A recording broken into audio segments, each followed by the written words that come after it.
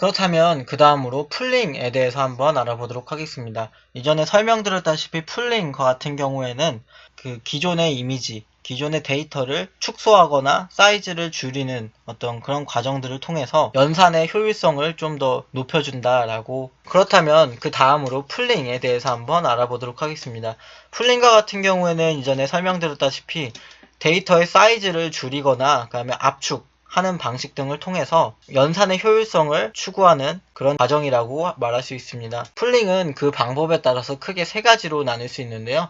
최대 풀링, 그다음에 평균 풀링, 확률 풀링이 있습니다. 최대 풀링, 맥스 풀링과 같은 경우에는 일정한 크기 내에 있는 데이터의 값들 중에서 가장 큰 값을 대표값으로 설정해서 산출을 하는 것을 말합니다. 그리고 평균 풀링과 같은 경우에는 일정한 크기 내에 있는 데이터의 모든 값들의 평균 값들을 대표값으로 설정하는 것을 말합니다. 마지막으로 확률 풀링과 같은 경우에는 일정한 크기 내에 있는 데이터의 값들 중에서 하나를 확률에 근거하여 대표값으로 설정하는 것을 말합니다. 여기 보시면은 최대 풀링과 같은 경우 지금 요 왼쪽에 최대 풀링한 것을 한번 적어 봤는데요.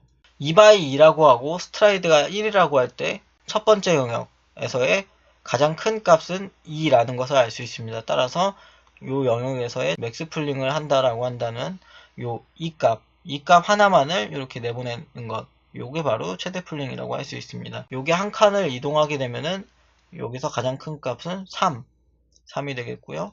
그 다음으로는 또 3, 한동안 3이 나오고 이렇게 나온다는 것을 한번 확인해 보실 수 있습니다. 그래서 맥스 풀링 이전의 이미지와 그 다음에 이후의 이미지를 한번 비교해 보면 사이즈가 줄었다라는 것을 알 수 있습니다. 그렇지만 사이즈가 줄었음에도 특징, 요 오라는 특징, 오라는 모양의 특징은 변하지 않은 것을 알 수 있습니다. 그렇기 때문에 풀링을 할 경우에 물론 약간의 손실, 이쪽 보시면은 이러한 곡선 모양이라든가 이러한 부드러운 모양들, 약간의 곡선 모양들이랑 부드러운 모양들은 손실이 될 수 있지만 기본적인 양식은 크게 변하지 않았다라는 것을 알 수 있습니다.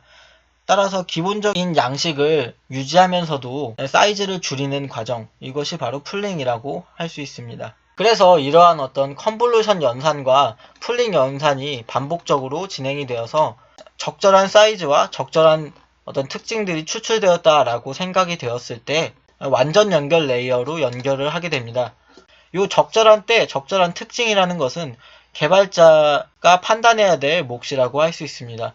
그래서 어느 정도 적절한 이제 피처드 맵이 나왔다라고 한다면 그 피처드 맵을 이제 완전 연결 레이어로 연결을 시키게 됩니다. 요게 지금 여기 보시면은 하나의 값으로 들어가는 것으로 이렇게 표현이 되어 있는데요. 만약에 여기 보시면 이게 풀링이 다 돼서 뭐 2x2짜리 만약에 이미지가 되었다라고 한다면 요것을 이제 신경망에 넣을 때에는 요 일반적으로는 요 앞줄을 이렇게 옆으로 세워서 이렇게 넣고 그다음에 또 요 옆으로 세워서 요 뒷줄을 옆으로 세워서 이렇게 노드에 각각 하나씩 넣어서 연산을 하게 됩니다.